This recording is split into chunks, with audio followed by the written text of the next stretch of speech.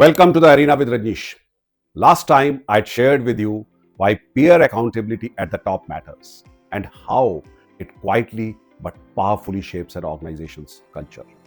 Today, let's shift from the why to the how and let's examine the question how leaders can build a framework of peer accountability for themselves. To start with, as you climb the steps of the corporate ladder at your new roles, pause and reflect and ask yourself the question, who are my peers now in this new role?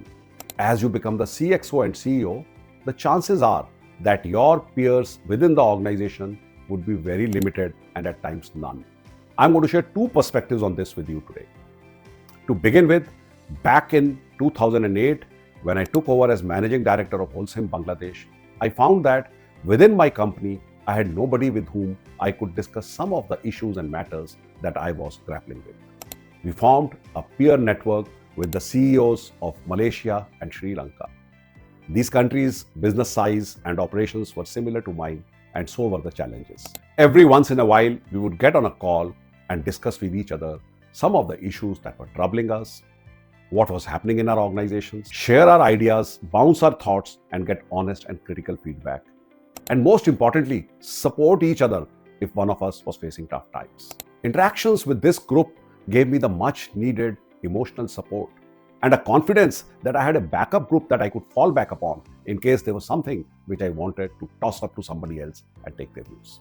The second point that leaders should keep in mind is that looking out of the window of your organization, getting an outside-in perspective can sometimes be very, very useful for your company.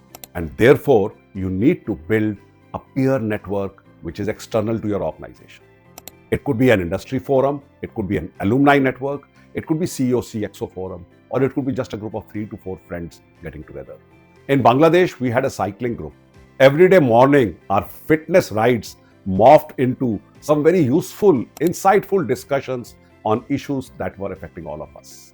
It could be the latest policy framework of the government, the talent issues coming in, cash flow matters, and so on.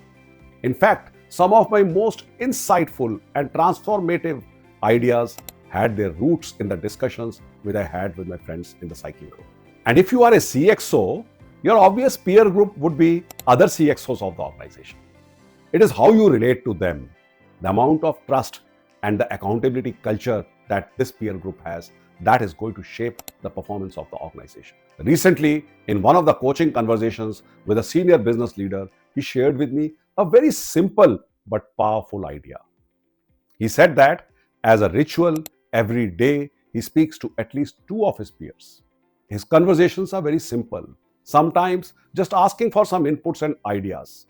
At times, sharing a difficult challenge that he's facing, opening doors of reciprocity, and also seeking their inputs before taking any important decision, thereby signaling respect and value.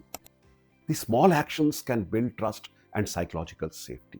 For asking of help and support is not a sign of weakness, but it is a very powerful indicator that you trust the other person. And trust is the soil on which accountability grows.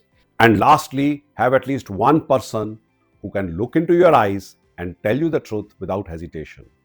That one voice which can prevent your blind spots, ego traps, and cultural drift. It could be a peer, a mentor, a coach, or even your friend or spouse. To conclude, I would like to say that peer accountability at the top does not happen by chance. You need to create it, nurture it, and sustain it. What's your peer accountability network? Think about it. Bye bye. Jai Hind.